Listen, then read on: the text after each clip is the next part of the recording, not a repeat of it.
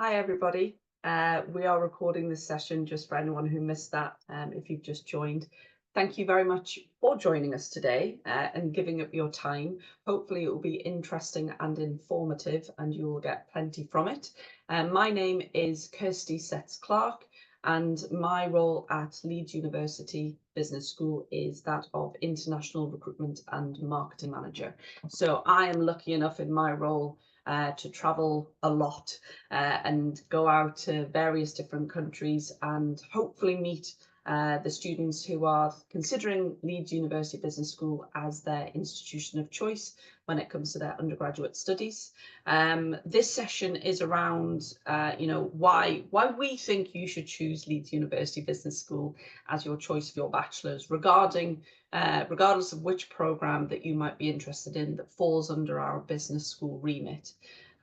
So just very quickly, what you can expect from the presentation. We're going to do an introduction for everyone that is joining us today, the speakers that you will meet. We're very, very lucky to have some of our excellent academics, some of our wonderful current students, so you can talk about and ask questions of them for what they are currently experiencing, any hints or tips that you might want to get from them. And then we also have a couple of our wonderful alumni as well, and they can talk to you about, what their memories are of the University of Leeds and Leeds University Business School, and also what they might miss, but anything, that they are getting up to these days and how their programs really helped get them into the positions that they're in now. And we're going to then have some question and answers at the end, hopefully, and allow you to ask your questions to our guests today. Just a couple of points for the presentation. If I could ask you to use the chat function when you are asking questions, obviously during the question and answer session at the end, if you feel brave enough, we would love to see your face and talk to you if you had any questions that you might want to ask us. So do feel free to put your camera on at the end, but anything that comes to mind while we're going through the presentation, please don't hesitate to put it into the chat function. Please don't direct questions to any of our individual speakers. You might find that actually some other members of the audience may be interested in hearing the same response. So please direct your questions to the whole of the audience. This session is being recorded, so this is really valuable for those who will watch this back if they can't make it today. And we will say, from a GDPR perspective, don't share any of your personal details because, like I said, this is being recorded and we don't want any of your personal details to be out there. I'll just leave this slide up for a second longer. The email address for our international office, where you will get to speak to many of our expert international officers and managers, is there on that slide. International office at leeds.ac.uk. If you do have any questions relating to your personal circumstances, I would ask you to send them to that email address and you will get an expert responding to your query. Now, we do have a couple of our lovely students. We've got Rafia and we've got Joanne, and they are going to be answering any questions. Like I said, they are currently going through their studies. I imagine it is quite a busy-ish time at this time of year, potentially assessments and exams going on, but also looking forward to the summer break, which will be coming up in the next month or so. So they're both studying accounting and finance, but they will be able to answer questions around general student life, their experiences coming to the UK, moving to Leeds as a city, choosing Leeds as a university, hints or tips, like I said, for anything that you might be thinking about when you're coming to study at Leeds. And we also have Dr. Jachen and Dr. Joe Burgess, who are our academics from business management and the human resource. They are here to really guide you on academic skills, the benefits of coming to study from an academic perspective, why they choose Leeds University Business School as their institution of choice of where to work.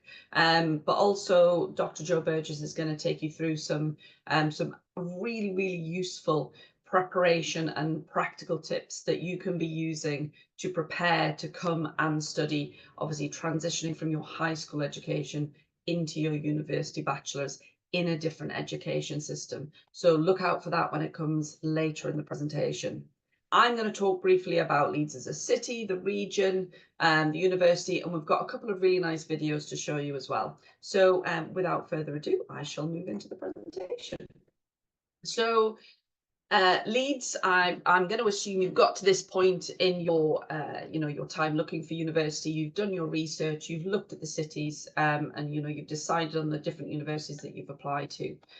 Leeds is one of the fastest and most diverse cities in the UK, fastest growing and most diverse cities in the UK. It's the third largest city, as far as I believe it. But despite that, it's also a really walkable and easy city to live in. So, when it comes to moving and transitioning from an international country across into the United Kingdom, it's a really nice transitioning city that you can move to, feel welcomed by the community, and find it easy to find your way around as well. It's a very business-centric city, so lots of companies have chosen to maybe make their head offices present in the city of Leeds. So from a business school perspective, that puts you in a very good location for being in the same city as lots of very valuable employers, people that you can network with, potential for internships, volunteering, things like that. Finance and business services, like my next point says, do make up 38% of the city's total output. So again, putting you in a really nice position to be able to meet those people who could help you kickstart your career. The Leeds Digital Festival is the largest festival in the United Kingdom for this industry and sector. It started in 2016 with only 56 events and speakers, and it's grown to over 200 events now in 2025. The next one is going to be coming up. Leeds University does take part in that.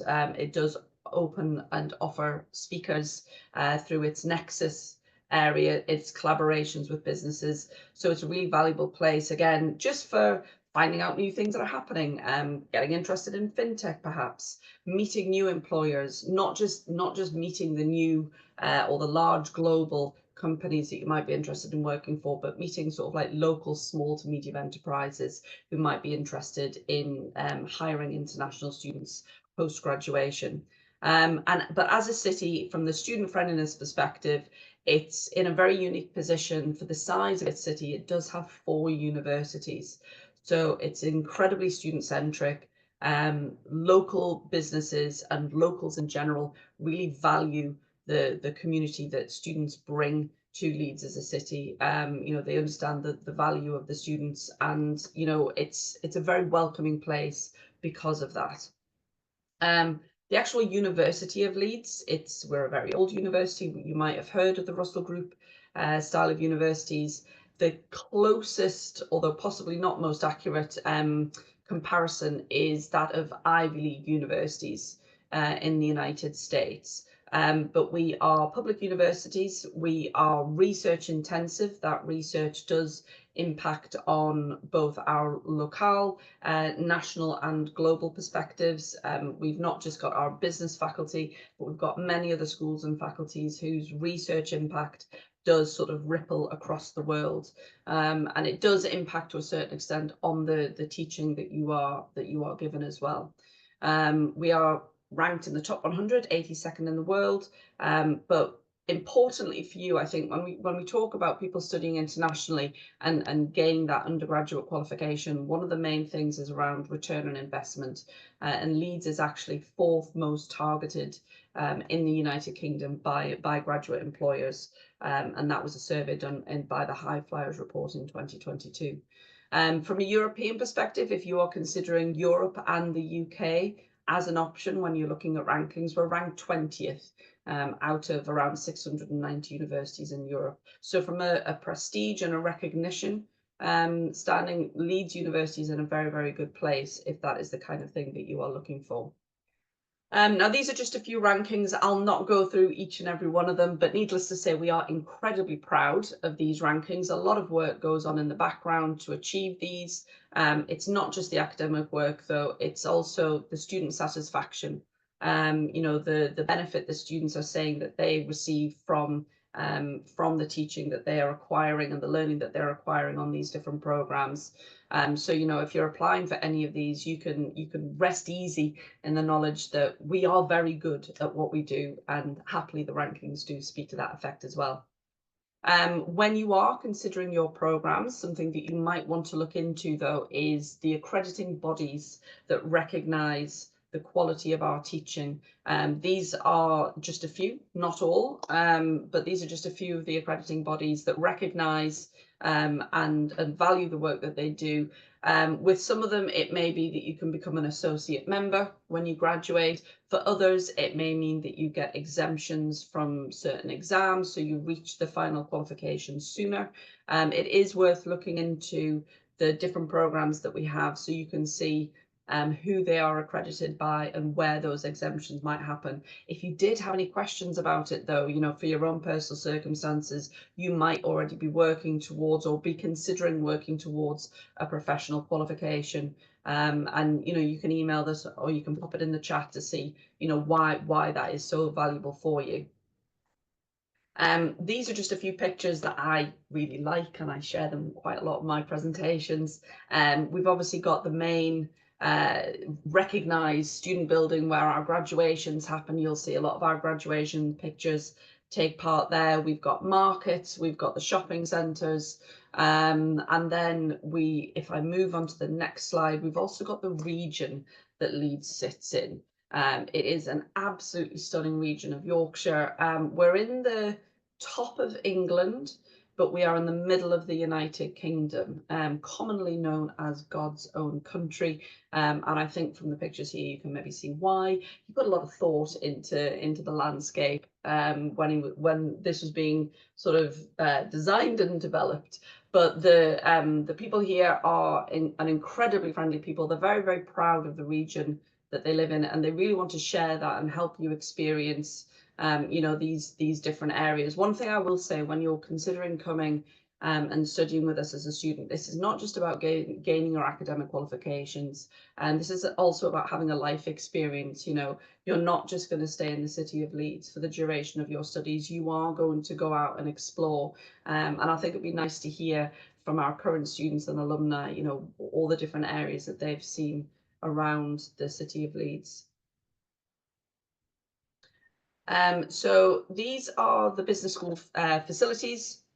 We've got 5 buildings spread across the western campus of the University of Leeds. And the next slide that I'm going to show you is actually a video from our dean. And I will ask some of my colleagues to say that they can actually hear the video when it comes on.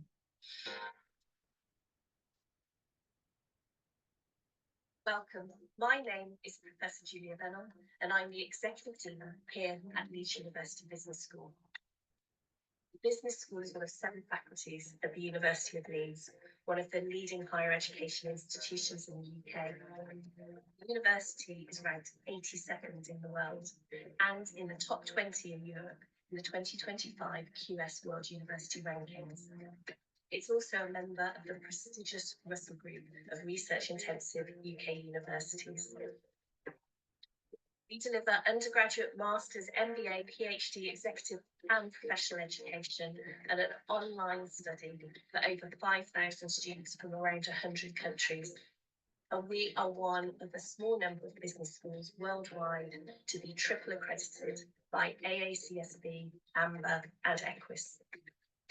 We recently joined the prestigious Financial Times list of top 100 European business schools, and our programmes regularly feature in the top rankings for their subject area. Our teaching blends theory with practical applications, and we ensure our students can apply academic knowledge to real-world challenges. We have a strong focus on leadership development and cross-disciplinary collaboration, while our extensive career development resources means that our students feel supported in choosing or developing their career choices, whatever they aspire to do after their course. Many of our modules across the programme, creating endless opportunities to connect with new people from different backgrounds, fostering an atmosphere of innovation and creativity. This combination of high quality teaching, diverse community, extracurricular opportunities, and strong industry connections creates an environment that is both intellectually exciting and highly supportive. We enhance the global impact of the business school through international partnerships with world-class universities, alumni, companies, institutions, and policymakers, and give our students the tools to become global citizens with insights into different cultures, life experiences, and unique perspectives on the challenges of modern business. We have a beautiful mix of buildings, from the renovated 19th century Morris Keyworth building to the state-of-the-art Esther Simpson building, which opened in 2021 and houses our biggest lecture theatres, our behavioural lab, and trading rooms, and an excellent cafe. Our state-of-the-art facilities reflect the style and quality of a leading business school and business world in which our graduates will be working. Our trading rooms allow students to gain a practical understanding of the financial markets and life as a city trader through a virtual trading platform. Our specialist behavioural labs include data collection lab and observation room with all the latest technology. Whichever space you work in, you will find the support and resources you need to succeed. As a city, a university, and a business school, Leeds really lets you grow into your potential. Leeds University Business School is not just a place to study, but a place to grow, explore, and prepare for your future. Make the most of every opportunity, and you'll leave with more than just a degree. You'll have a lifetime of memories, skills, and connections.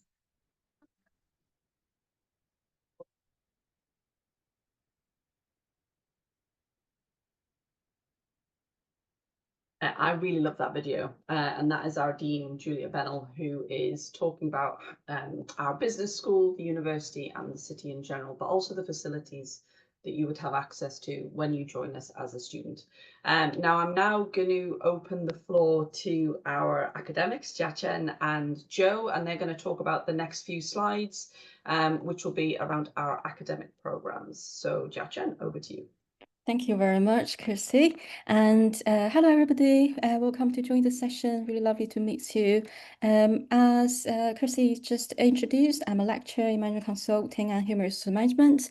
So the academics are the ones where you will be meeting all the time in your class and in your teaching contact hours. So we run the modules, and then we'll be giving some examples of how we structure each of these programs. And then this slide is just an overview for you to see what we offer in labs at program level. So a good range of specialized programs are run by 7 departments at labs, including accounting and finance, analytics, technology and operations, international business, economics, management operations, marketing, and the departments that me and Joe is based in, people, work and employment. So our 7 department from the framework of is basically shaped our teaching and research activities. So this is a truly important element at undergraduate level because much of your teaching are research-led. So we're research-led university. So much of our research involves cross-departmental, cross-university, cross-institutional and international collaborations. And then so in our teaching sessions, going beyond textbook knowledge, you will have access to all the advanced research that has been conducted by your lecturers and professors as well. And as you can see, many of these programs, as Kirsty just mentioned, offers significant exemptions from the main professional bodies, or they will be dual accredited. That means you will be eligible to become associate members of these institutions based on your programs. And even though they are separated, specialized programs, we, as a business school, then we offer optional modules to students from different programs. So even though you are enrolled in one of these programs, you will be having massive amount of opportunities to collaborate and interact with students from other programs as well, to engage with debates in the whole business context in the contemporary society. Next slide, please.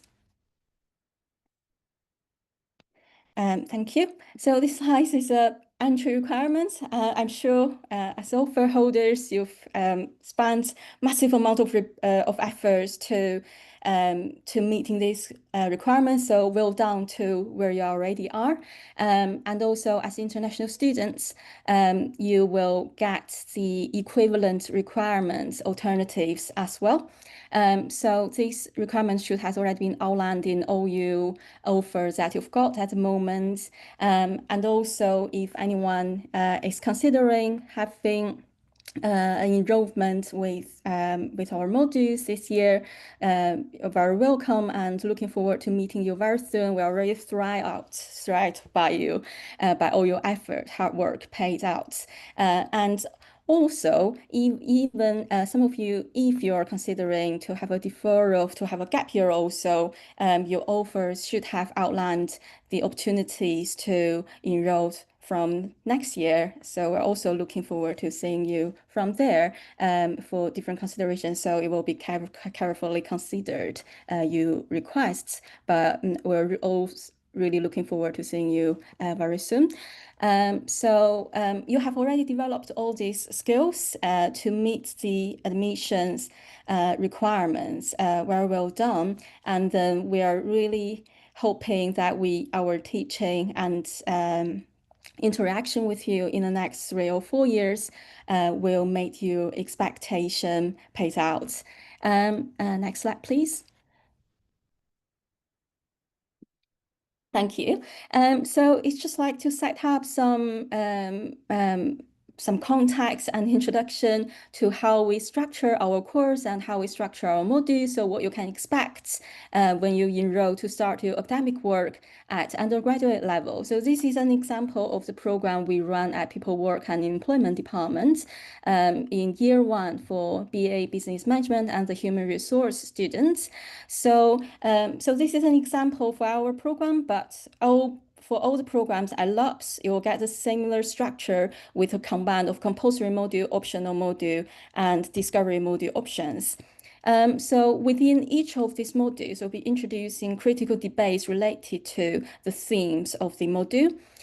So there will be opportunities for you at undergraduate level to show you understanding, to contribute to the class and develop your skills. So every year you will be having 120 credits. This can be wholly or partially consist with compulsory modules. So the example here is like in year 1 for HRM students, you can get basically 6 compulsory modules and also 2 optional and discovery modules. The 20 credit modules, they will run through the whole academic year in both semester 1 and semester 2, and 10 credit modules will be running in 1 semester, either in semester 1 or 2. So basically you can try to think about your workload. So in every semester, you probably have 6 modules or sometimes 5 modules. Or even if you want to say you want to keep yourself busy in 1 semester and then have more flexibility in the other semester, you can try to organize your timetable to consider which optional module or discovery modules to enroll with based on when they run it, but also, of course, based on your interests. So in each of these modules, we have different teaching elements, including lecture, and seminars and workshops, group works, all different range of activities. So you won't feel bored, basically, and then basically the expectation would be it won't be just for us to feeding all your minds with us talking through. So very important skills to be developed at higher education at undergraduate level is to develop your critical thinking and to have a good management to your individual study hours. Within each of these modules, you may have, for example, each 10 grades to have 100 study hours, within which you may have, for example, 20 context hours, and the rest will be your independent study hours to get prepared to read, to be able to contribute and discuss in class in the seminars. So you will need to be talking about how you get on with the knowledge. So not only describing and memorizing what the knowledge is, but trying to evaluate it, analyze it, or analyzing business issues with utilizing the knowledge. And you're trying to think about whether the knowledge is up to date or not, where it's lacking, and then you're trying to critically evaluating and identify further research opportunities and knowledge gaps. This is all the developmental process for you to develop. And then you will be able to see, as I just mentioned, there will be different optional modules that you can enroll. And then we have collaboration with different departments and also discovery modules, which is opening to students from the whole university. That also means you can choose discovery module from other schools as well at lab. So for example, if you're really interested in human resource, if you're really interested in marketing, but you are also wanted to learn a language, then you can enroll a language module as a discovery module. And also, as a business school will welcome students from all over the university, that means you will be meeting peers from the whole university, and then you can really learn from each other to create your interdisciplinary knowledge, which is a really important culture that we're trying to build up. And then I will hand over to Joe to introduce more about our programs and also your employment opportunities that we'll be offering to support you. Thanks, Shajan. Hello, everyone. So just to say a little bit about careers and employability. So this is a really key factor for you as a student, and you should start to think really about your future, even in your first year, which may seem really soon. We do quite a lot of work with employers so that our modules and our programs have relevance to particular careers and industries. And we work with industry experts to ensure that the courses remain relevant within the business world. And we also have a number of employers that we work with every year to deliver guest speakers and to bring real life experience to our students in the classroom. And this helps you to develop a sense of what your career might be and to try out new ideas as you progress through your course. We have optional years, so all our courses include the opportunities to extend your degree by spending a year in industry and studying abroad. And these can be brilliant ways to enhance your study. I'm currently the head of year for Year 3 students on the BA in Business Management and the HR. And quite a few of our students did do placements during their course, and this has given them quite a lot of confidence in terms of their career choices, but also given them that vital experience that helps them to target particular employers. So this is definitely something worth thinking about. But also, if you wanted to just do a shorter work experience, there are opportunities that we can help you to find for shorter summer internships as well. We have the Nurturing Talent Mentor Scheme that puts you in contact and connects you with professionals in industry. And there's a range of workshops where you can meet employers over the 3-year programme. And this helps to give insight into the graduate employment market, but also for you to ask particular questions about careers that you might be interested in. There are a lot of opportunities now for you to develop entrepreneurial skills. And you'll have noticed in the last slide that part of our undergraduate program in people, work and employment is a choice of modules which deal with starting your own business. And these continue through the 3 years. So there's an emphasis on providing you with practical support, materials and guidance if you're interested in setting up and running your own business. We also have a from study to work module. This is a specialist module in the 2nd year of the programs, and this equips you with the skills to secure placement opportunities and prepare for a professional career. We have an excellent careers service, a dedicated careers service at Leeds. It's an award-winning careers service and one of the largest in the country. And we have advisors within the Careers Centre who will be able to help you make decisions about your career over the course of your 3 years. They also run a lot of programs where you can just investigate different opportunities. And there's a lot of different opportunities within the business school for you to enhance your academic learning and work-related skills. And next slide, please. So just thinking about where our students go on their placements, we've had a number of students going to the Walt Disney Company, the House of Commons, and you can see the variety of different organisations that we're engaging with in relation to placements, but also geographically, students might not just stay in Leeds to do a placement, they might go to London or York, which is relatively near to Leeds, Harrogate also near to Leeds, but also internationally.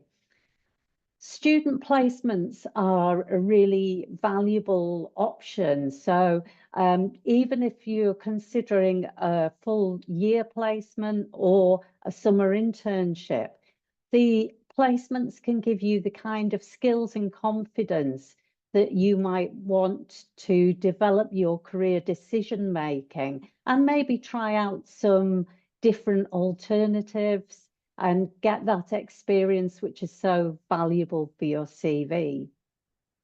Okay, next slide.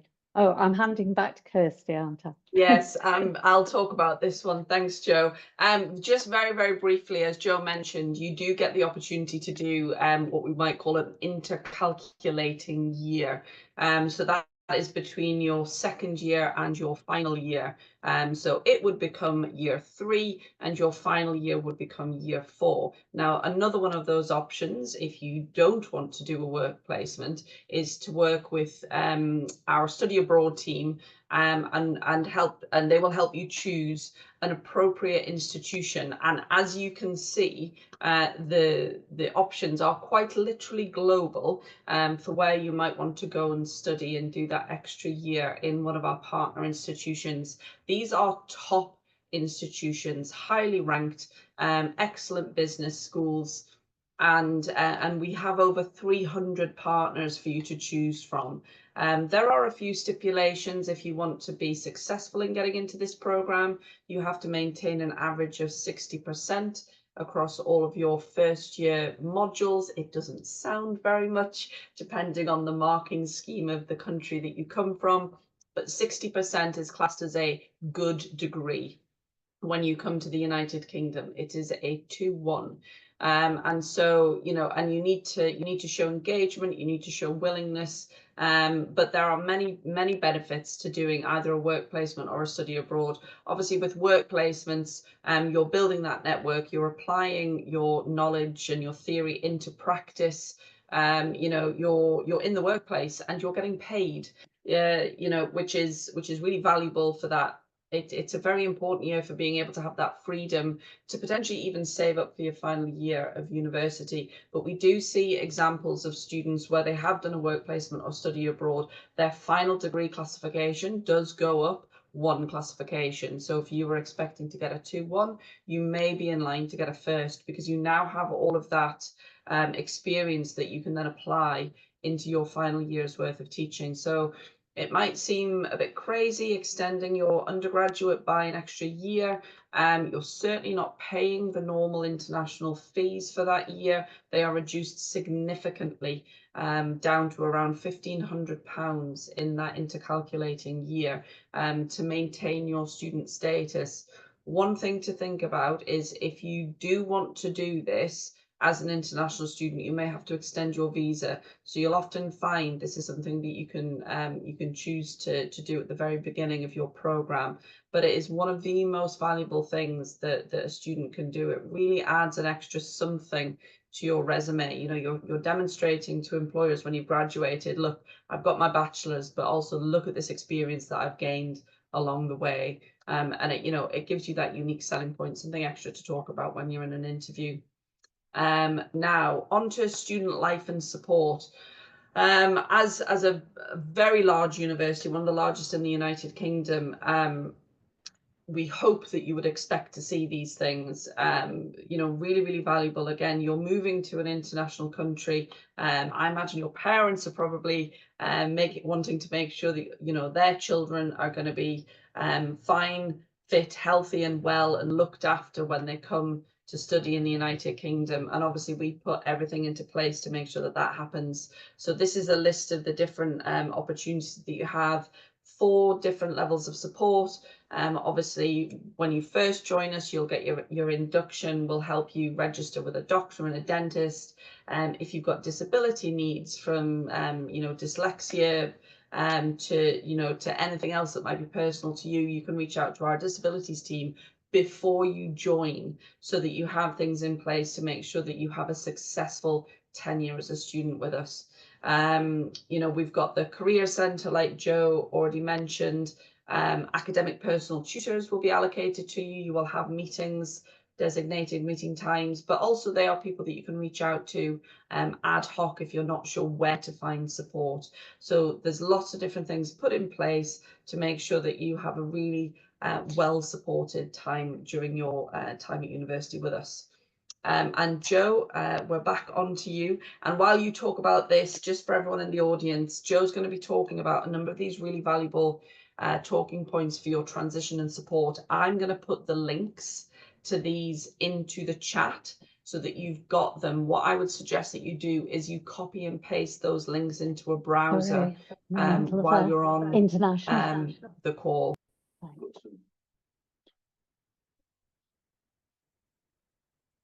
So I'm sure you're feeling maybe a little bit nervous about starting university and wondering about what might be the difficult things about transitioning from high school to undergraduate study.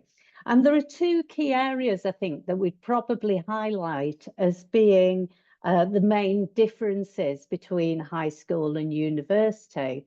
And one is being more independent in your study. So, for example, you need to be more responsible for time management. And that's something that nearly every undergraduate finds difficult to start with, because you don't have teachers constantly telling you about deadlines like you do at high school.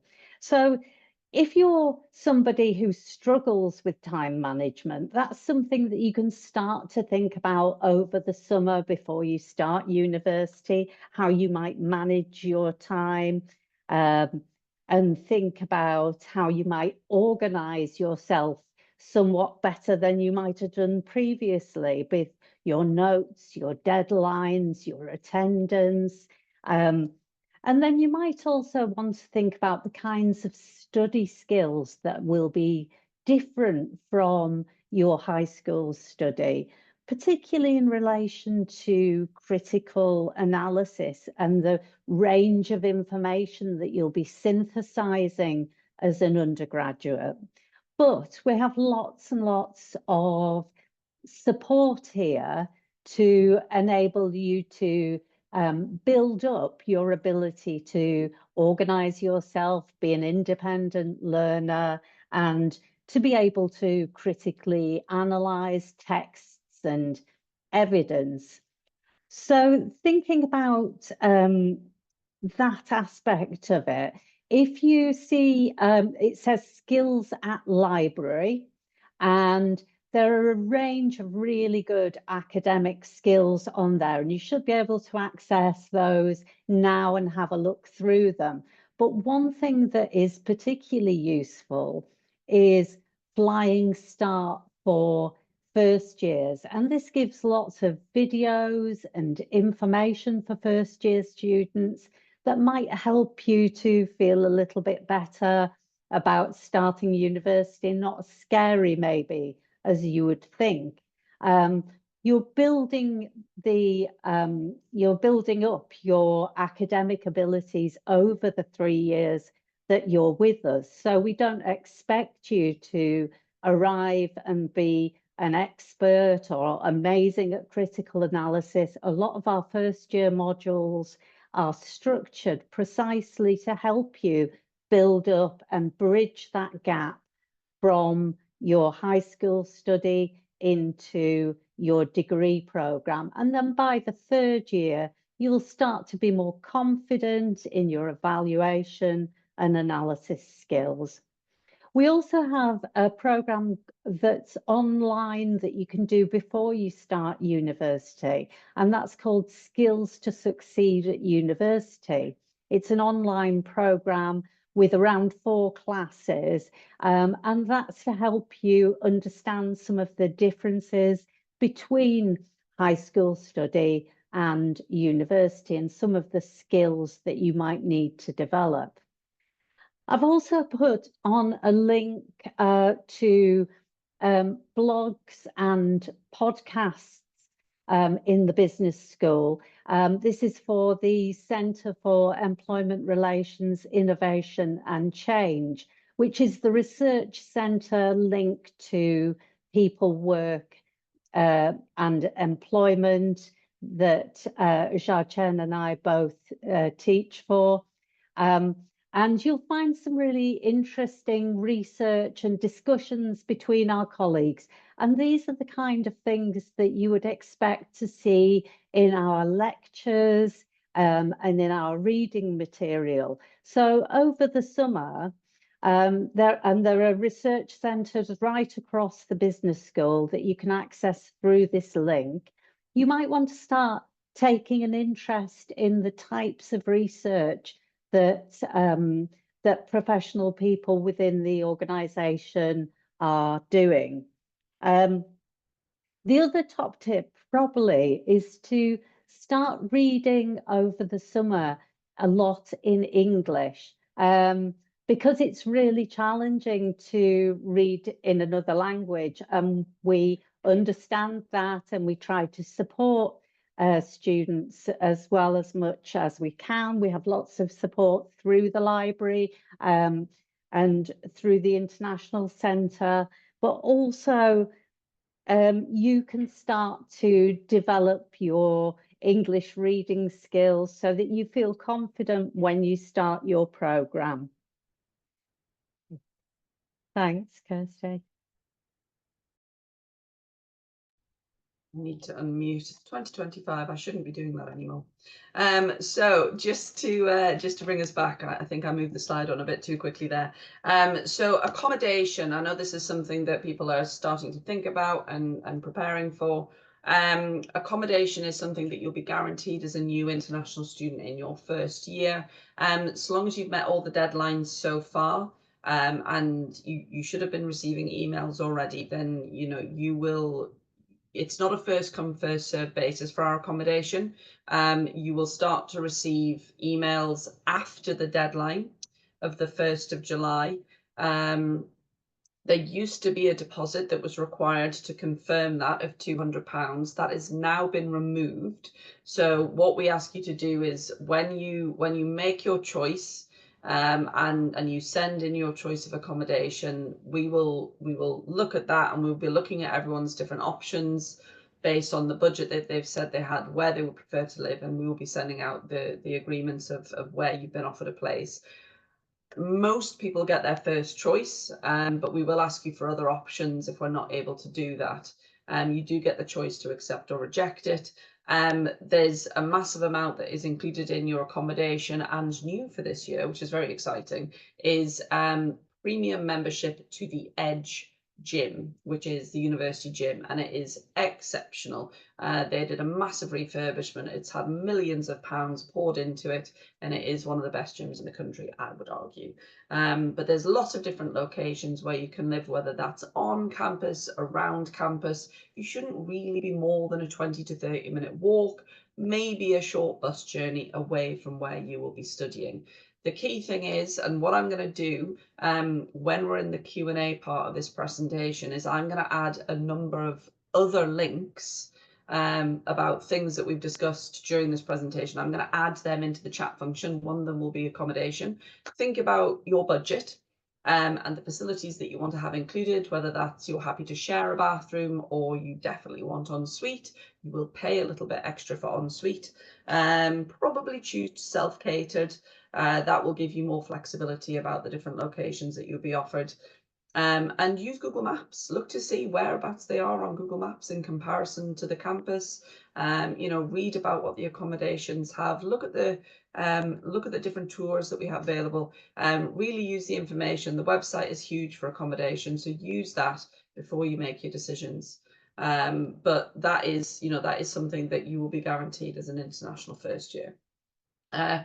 Coming on to the graduate route visa, again, a lot of people, and not everyone's, but a lot of people's sort of decision is to try and stay and work in the United Kingdom.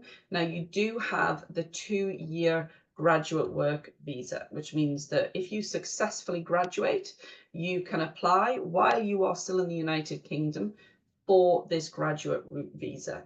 And that allows you to take any job with any salary so that you can then potentially start looking for your, you know, your dream start to your career. As Joe said, we wouldn't suggest that you leave it until the summer that you're graduating to start looking for work. This is something that you want to start thinking about your professional, personal development alongside your academic development from when you first join us. The careers teams should be some of your best friends when you join university. They are really there to help you develop those soft skills, the extra skills that employers are looking for, direct you to different opportunities to build and grow those skills, you know, that you might not get during the academic time. But they are incredibly valuable to you when it comes to being able to share your unique selling points to those employers. But the graduate route visa allows you to find that role, which if you are successful and you meet the criteria, you then can potentially change your visa to a tier 2 visa. It is a certain salary, which at the minute is £38,900, I believe. And it is with an employer who has a license to sponsor students or anyone. If you manage to find an employer that didn't have that license, I would want to meet you, because I would say the majority of employers in this country do have that license. There are thousands and thousands of them. But it does give you that opportunity to stay for longer than the graduate route visa of 2 years.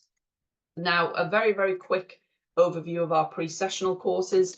If you will need an English language test potentially, and if you fail to meet the English language qualification and you are concerned that you might not get into university, or you maybe don't want to take an English language test, again like an IELTS, or you have met the English language qualification, but you want to come and immerse yourself sooner, earlier than when your bachelor's starts, you do have the opportunity to do pre-sessional. This is taught in our Margaret Ziff building, and it is taught by Leeds academics, 6 to 10 week programs for our bachelor's students, depending on the score that you received in your English language test.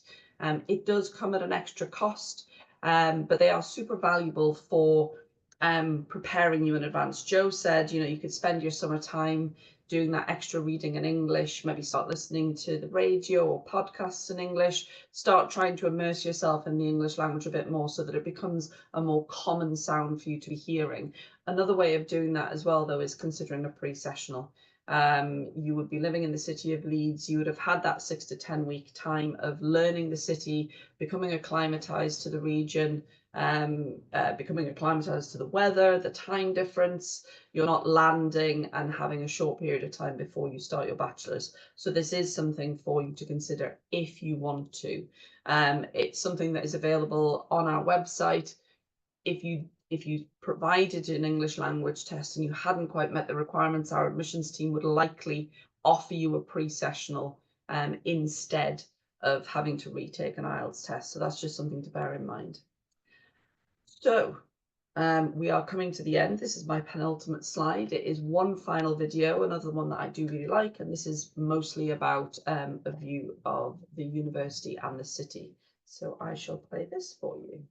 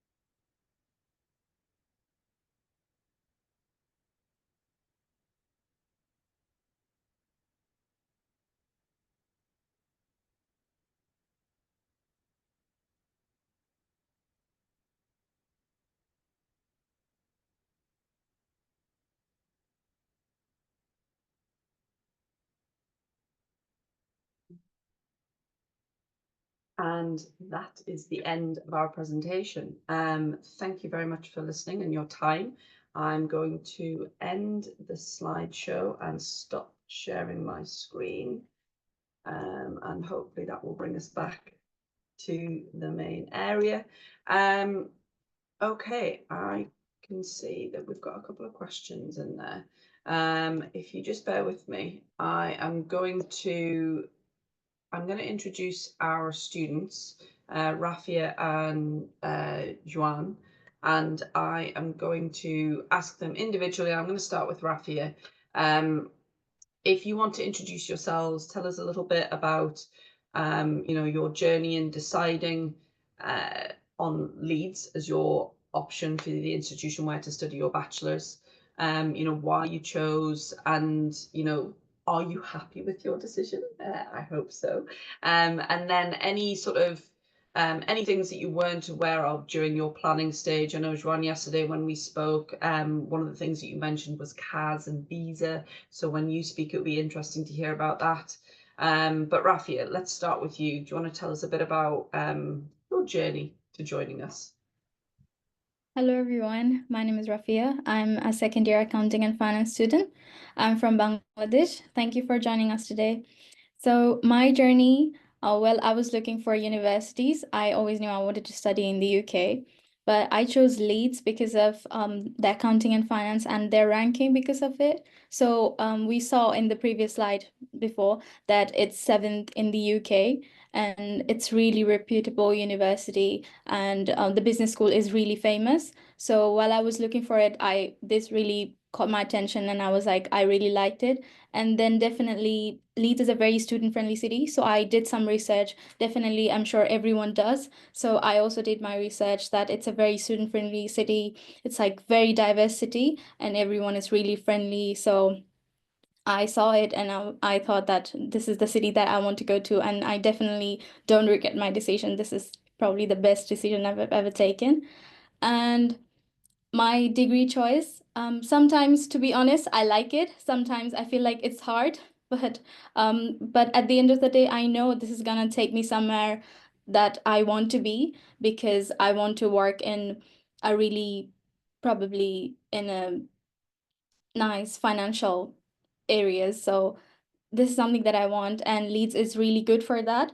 We also saw that it's one of the most targeted universities. So I know this is gonna take me somewhere where I want to be or where I need to be. So I don't regret my decision, and I'm happy where I am right now. So yeah.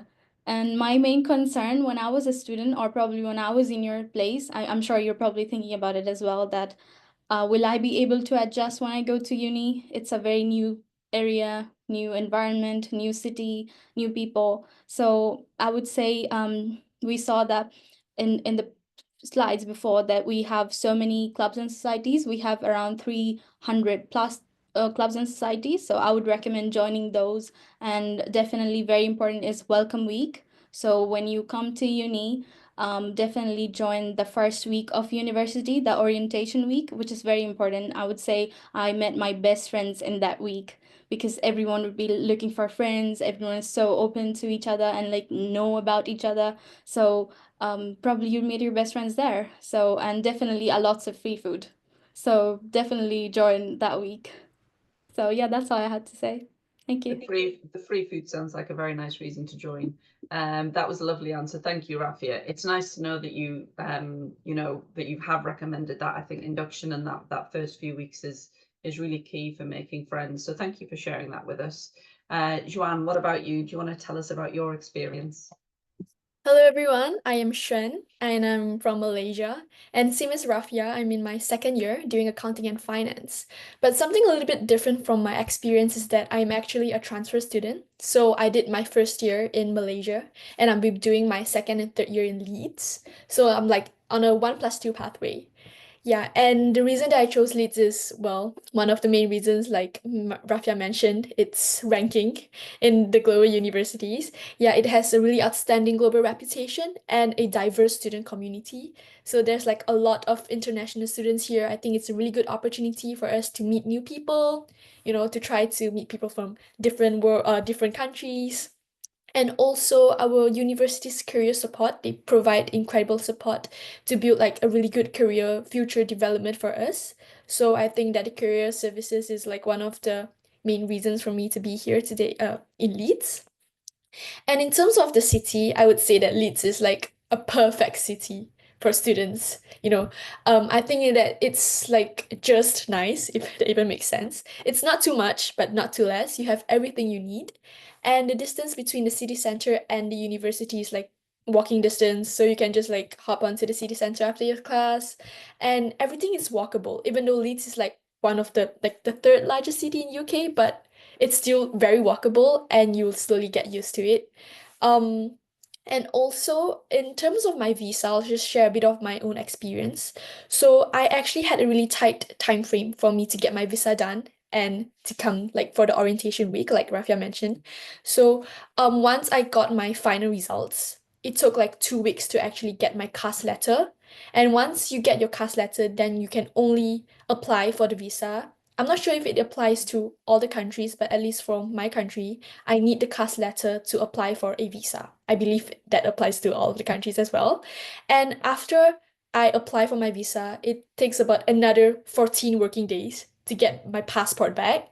So I would say to really try to manage your time well. If you can get your visa done as early as possible, that would be great. Yeah, and to try to make it to the first week, which is like the week before the class commence, yeah, to join the orientation day, to get free stuff, to meet new people, and also to familiarize yourself with the campus, because the campus is huge. You actually need like a Google map to navigate yourself. Yeah, so I'd say to come earlier to, you know, try to navigate yourself and get used to the environment. Yeah, I think I'm really happy with my decision. I really like the city. I like the people that I meet, even though like classes are kind of hard, but I would say it's worth it. Yeah. And that's all from me. That's lovely. Thank you, Joanne. I think that is a key point about CAS and visa and managing timelines. Obviously, from an undergraduate perspective, when you get your results, we have to have your results before we can give you your CAS, because we need to confirm that everything is in order. And I know that you have come through maybe a slightly different pathway, like you said, on a 2+1, but from a CAS and a visa perspective, it is essentially the same. So once all of your results have been confirmed and we can see that everything has been confirmed in the system, we will start to release CASs. Now, we usually say allow around 3 months, and that is just in case you're asked for other paperwork, or just in case you need to provide something else to UKVI. It doesn't happen often, and in certain countries there are the ability to do priority or fast track priority services where you do pay a little bit extra, but I would say the majority of people come through on a normal CAS and visa application process. If you are using an education agent to help you with your application, they will also talk you through this process, and they do this as their job on the day-to-day. So they understand how it works and what documents that you need to provide, and they will help you fill out the application to make sure that everything is accurate. But Joanne has made a very valid point. You need to be time sensitive, and it's not cool to do emails anymore, but unfortunately it is the only way for us to contact you. We don't do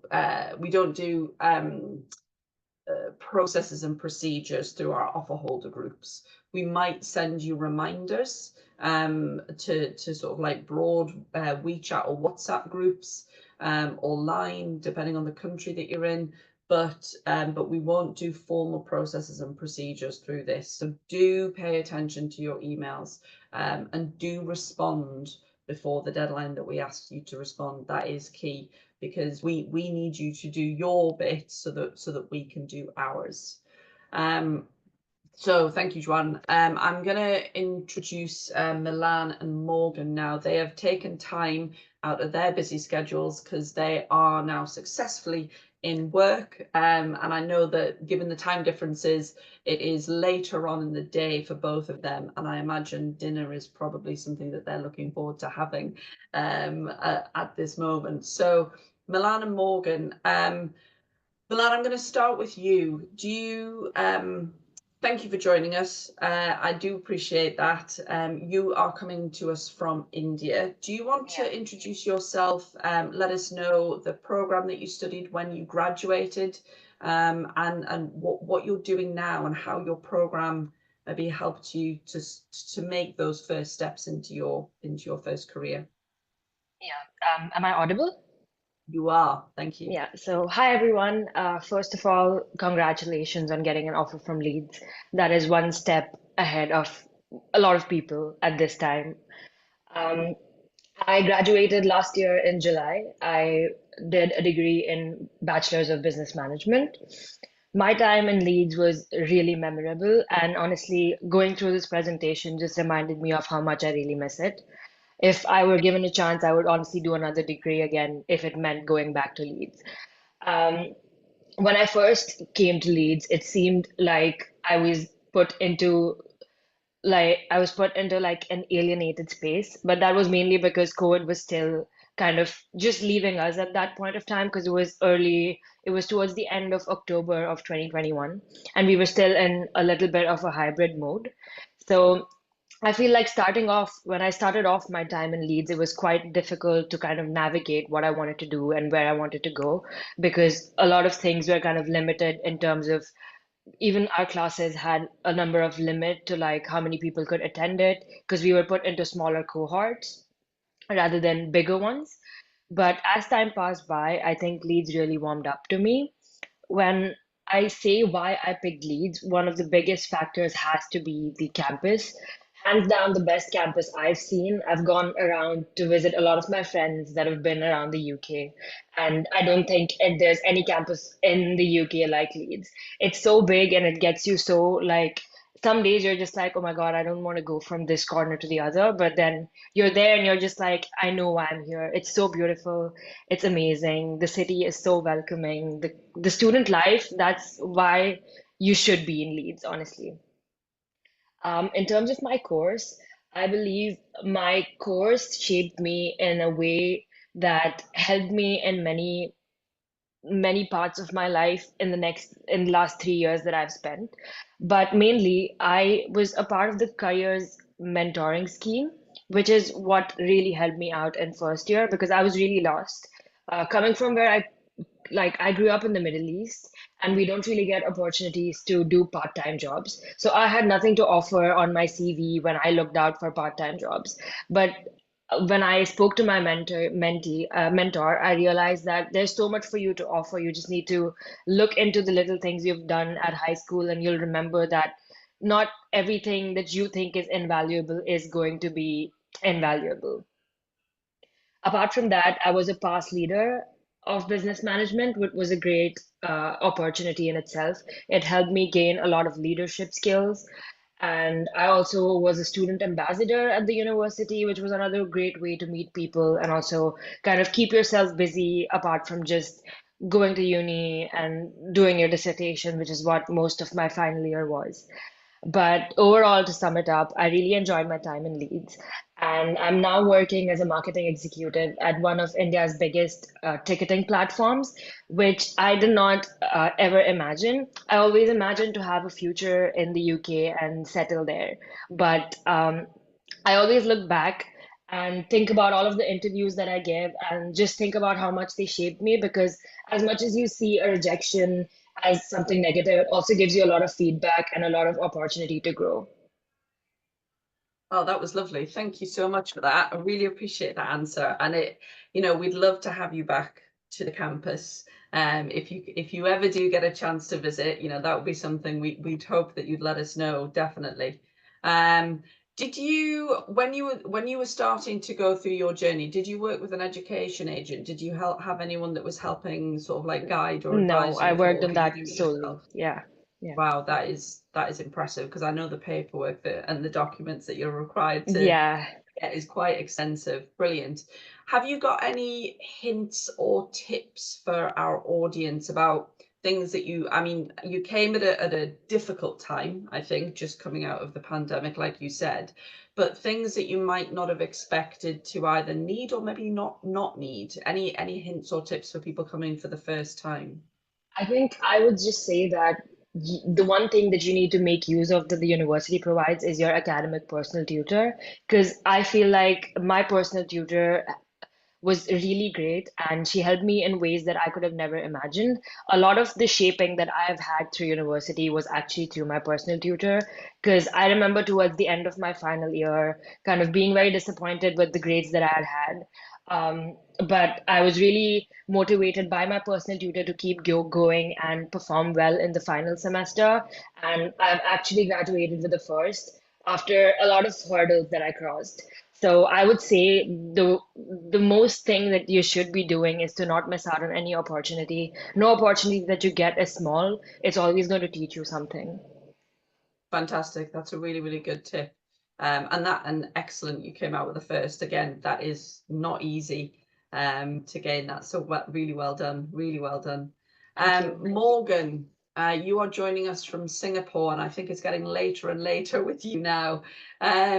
So again, thank you for joining us. And basically a repeat of what Milan was talking about. Do you want to tell us, how you found Leeds, the journey that you took, the course that you studied and when you graduated, but also what are you doing in your career now? Okay, sure. So it's really my pleasure to really share my insights and thoughts in front of all of you guys. So first of all, a bit of my background. I'm actually a Malaysian coming from Malaysia, and I am a graduate in the accounting and finance course in the year of 2023.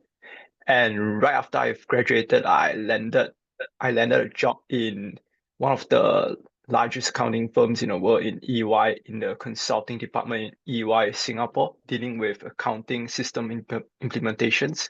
And that's my first job after university. And around 9 months later, I joined PwC Singapore and worked as a tax consultant instead.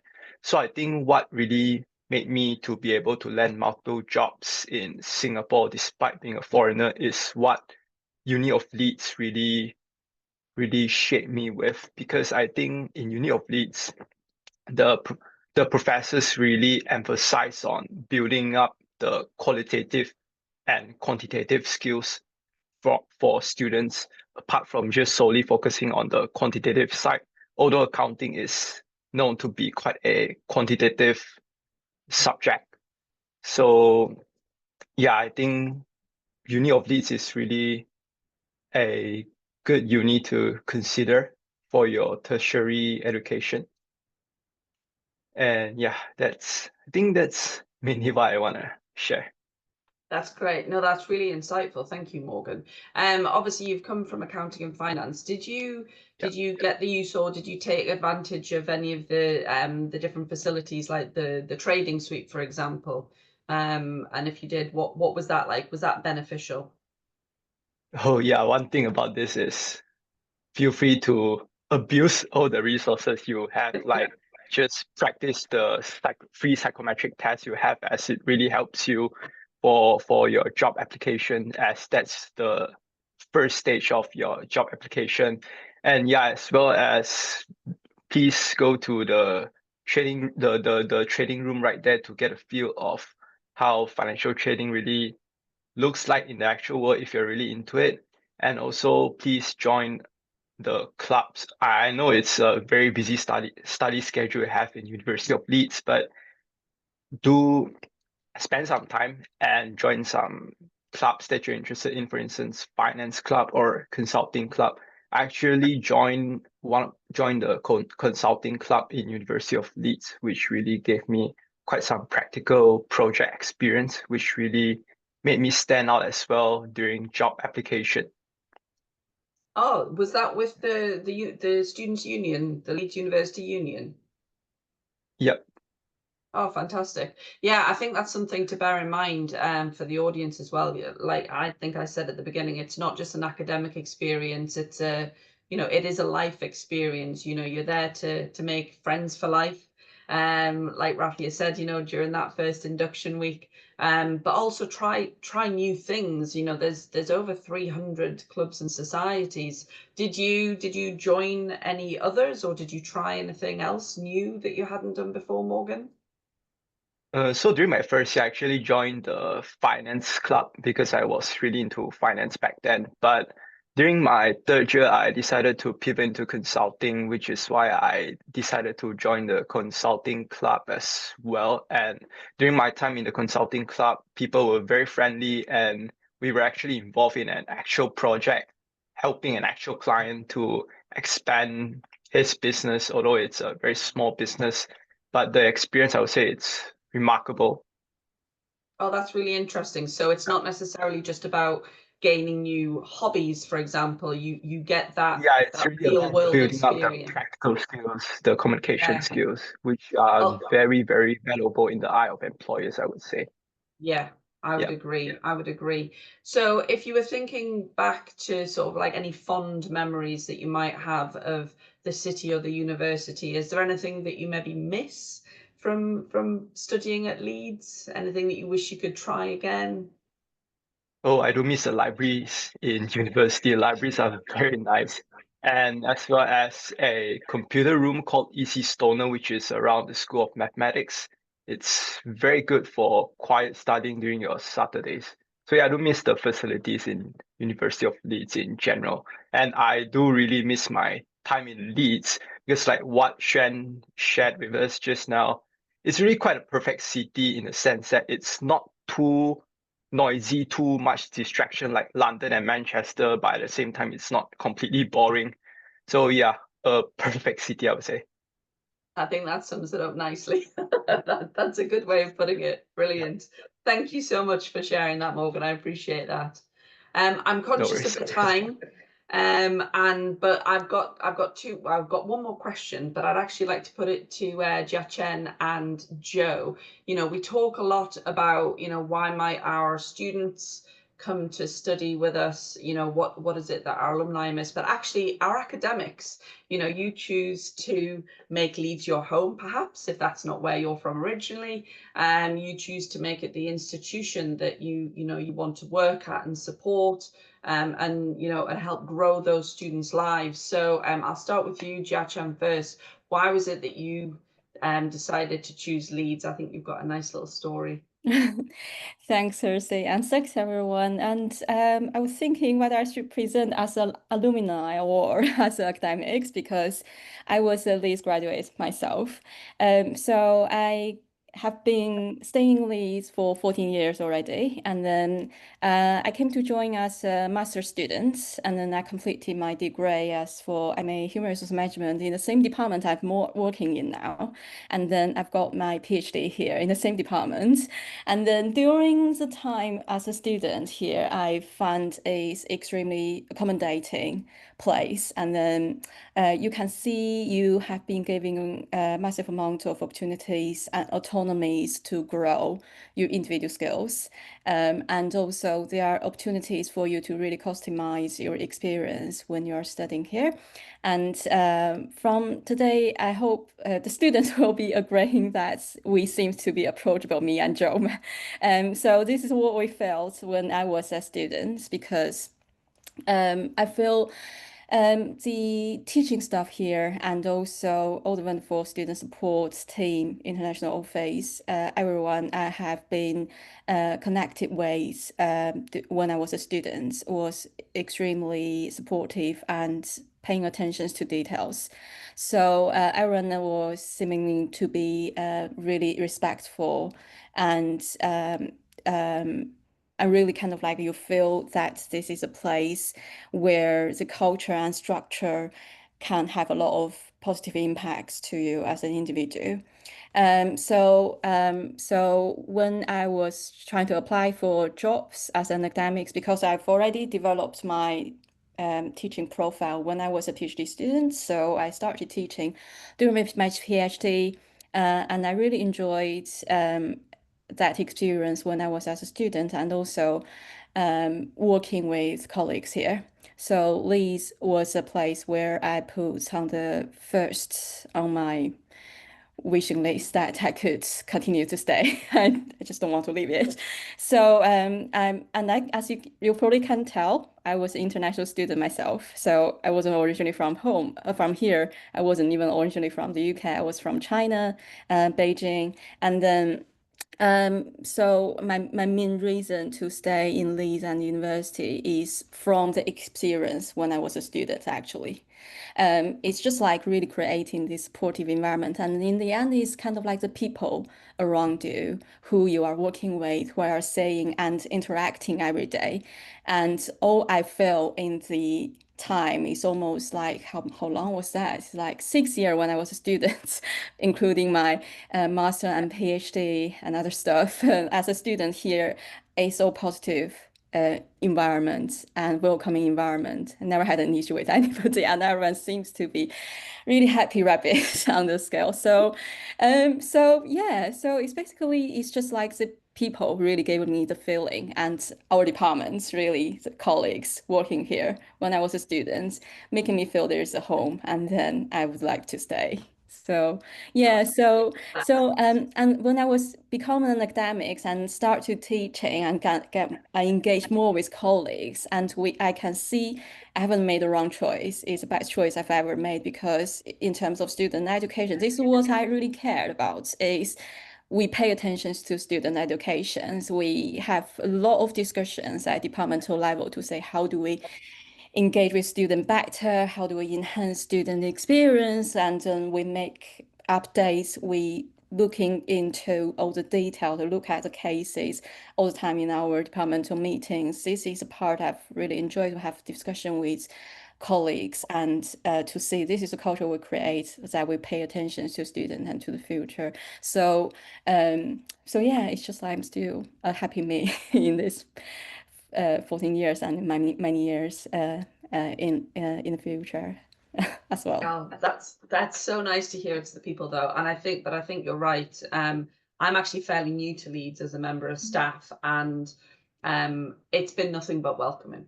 You know, it's sometimes hard to leave a team that you enjoy working with, but everyone has welcomed me with open arms, and it's like stepping into a very sort of like easy, you know, easy kind of role because everyone is so nice. So that's really nice to hear, and I think it says a lot for Joe as well, because I know that you work sort of very closely in the same department. And you know, interesting that you talk about the discussions that you have as an academic team. I obviously, in my role, I meet a lot of academics across all the different disciplines that the business school has, and it is a common theme. You know, the teams from these different disciplines, they sit down, they're constantly thinking about how can we improve student experience, interaction, employment opportunities. You know, everything is student centric, and I think that it says a lot about the care that is taken over the student experience. And for the audience, just, you know, another thing that can, you know, it's experience, but it also helps you mold and shape, you know, your experience during your academic career, but also those coming behind you. You can become a student representative, and be the voice for other students on your program or your year group. And it's something where you can feed into those discussions if you've got ways that, you know, you say, don't stop doing this, it's great, or maybe you can consider doing this, or actually have you thought about doing it this way. So there are opportunities as students to feed into those discussions and you know, make changes. So thank you, Jacha. That's really great. I appreciate that. Joe, what about you? How was your experience choosing Leeds and deciding to stay? Well, I was an undergraduate at Leeds and then did 2 MAs, one part-time and then one full-time at Leeds, and then a PhD at Leeds. Oh. So I'm institutionally, what's the word? I'm used to the institution. But what I would say is the reason why I've chosen to stay and work at Leeds is great students. We get a lot of pleasure from teaching our students. They've got inquiring minds, they're really committed to their studying, and they're interested in having discussions, and they're interested in research and the world of work around them. And also colleagues, as Xiaochen says, and we put a lot into our student education. It's a real focus for us, even though this is a you know, a very well regarded research institution as well. Teaching and learning is a really important part of what we do, and we're really committed to not only those good relationships with students, but providing them with stimulating teaching and learning experiences. So, and I find that really satisfying, and it's not a decision I have any regrets about. Excellent. That is what we like to hear. Absolutely. No regrets.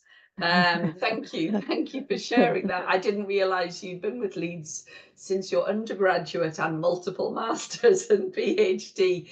So, you know, at least, you know, audience, that if you are going to be learning from Dr. Joe there, that she has the wealth of education behind her as well to give you that knowledge. I'm seeing questions coming into the chat, so thank you to Amarline and to Salvador for those really great questions. I'm just going to come to Rafia. You've shared your link to Leeds email address with Salvador, and that's fantastic. But actually, just for the audience here, when they're thinking about areas of, you know, where to live and which might be quieter, which might be great for student nightlife, the nightlife in general for students, you know, can you share a little bit about what students might like to think about, or any areas that stand out for you as a really great place to live in Leeds? For me, for my personal experience, I think when you first come to Leeds, it could be, since it's one of the biggest cities, it could be a little challenging to navigate when you first come here. So I would recommend staying on campus. So in university accommodation, which just really makes your life so much easier.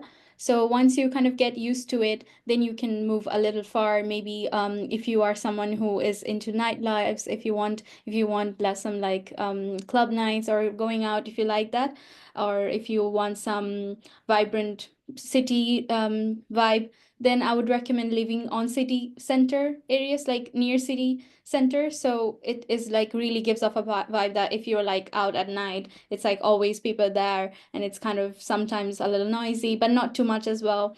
So it's kind of like that. So like if you come here like in your first year, if you stay on campus, but even on campus, we inside the union university, Leeds University Union, we have some events like that, so it's never like boring on campus as well. So I would recommend to like city center, or if you want a little far, Headingley or like Barley Road, or these areas, those are quite good as well. So it's never like I cannot say, oh, this area is very quiet, this area is very noisy. It's always a mix of all. So it really depends on where you want to be, where you want to live. But I would always recommend when you first come living in a university accommodation, since it makes your life a lot easier. You don't need to worry about the maintenance. You don't need to worry about anything. You just study and focus. Then you kind of get used to it and get more confident. Then you kind of want to take more responsibility and be like, now I want to live on my own, or I want to explore more areas. Then you can change or live somewhere else. That's a good response. And I would agree. It's Leeds is a student city. I think you can have as busy and hectic social time or not as you choose. You know, you can really go and get into the mix of things. Or there's some amazing, beautiful green spaces that are right in the city centre. And you know, and it's definitely a nice area to be in. Regardless of where you live. But yeah, Rafi, a good point. It is good to choose to live on campus so that you can really get used to the area. That is a good point. I'm just going to come into the questions. Ameline, you've asked a couple of really good questions. I'm just going to come to the final one for the placement year. Now, if you will pay your fees on a year-by-year basis, if your program has a mandatory placement, then that is something that you are guaranteed, because it is mandatory for achieving the qualification at the end of the bachelor's. So it depends on what you've chosen to study, but you should, if you engage from the beginning of the process, you should be successful in gaining either a placement or a study abroad. But you pay for your fees year by year. You're not paying them all up front. So you wouldn't need to pay that reduced fee for your placement year if for whatever reason you either decided not to do it or you were unsuccessful. You wouldn't have paid that fee already. You would be moving straight into your final year, and you'll be paying the fee for that year. So there's no refund, shall we say, because you won't have paid anything. Milan, I'm just going to come to you. Ameline has asked, was it hard to secure a placement? But I don't know if Rafi or Joan are either of you considering doing a placement? Because I know you're in your second year now. Rafia?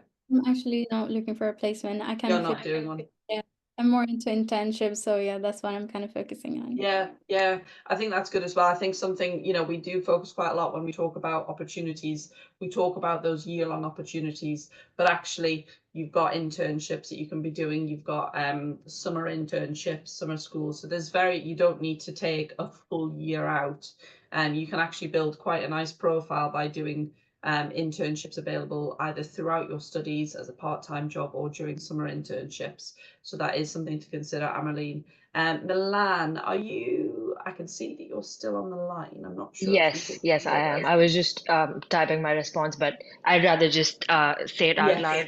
loud. So I don't think getting a placement is difficult. When I'm being really honest, and also to think in retrospect, I really don't think I spent enough time doing my assessment centers wisely.